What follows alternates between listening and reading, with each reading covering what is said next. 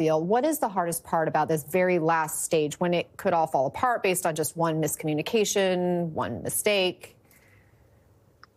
Well, Anna, there can be disruptions from any different corner, and that's clearly what we're seeing right now in the Israeli political process. But of course, Hamas also and some of the affiliated groups or allied groups of Hamas, like the Palestinian Islamic Jihad, could decide they don't want to play either, and then potentially be spoilers as well. One thing that's very important to think about, though, and this Israeli internal dialogue, is that this now exposes the ongoing tensions that Prime Minister Netanyahu has within his coalition, where his far-right members have really opposed any agreement at all whatsoever.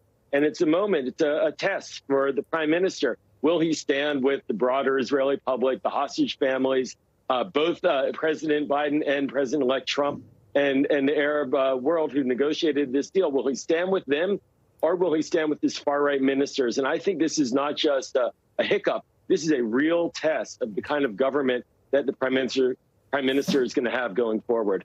We spoke to a former hostage in October, Aviva Siegel. Her husband, American Keith Siegel, still being held captive, maybe among those released in phase one of this deal. And Aviva told us how she envisions that reunion. Listen.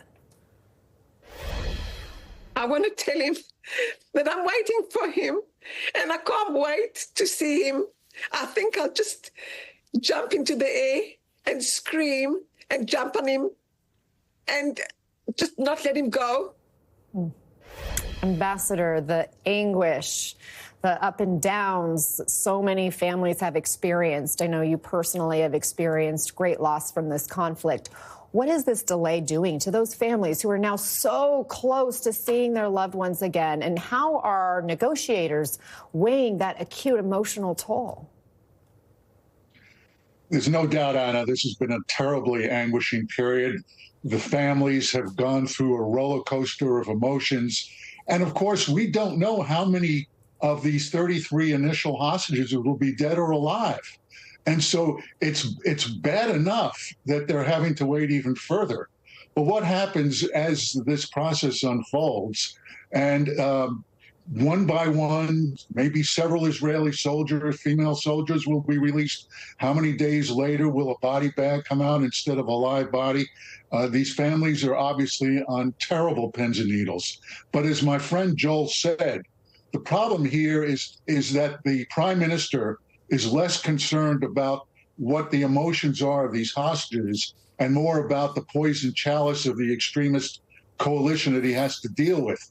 I think in the end, there's going to be a deal.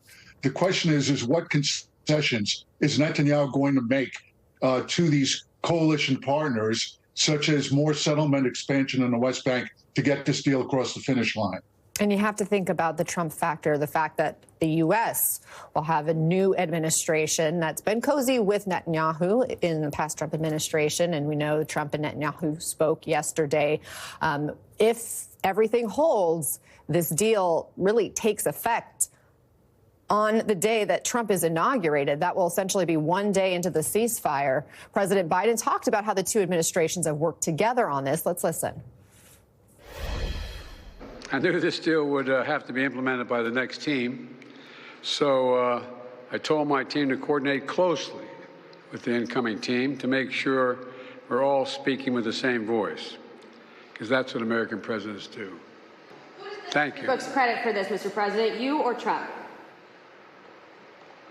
Is that a joke?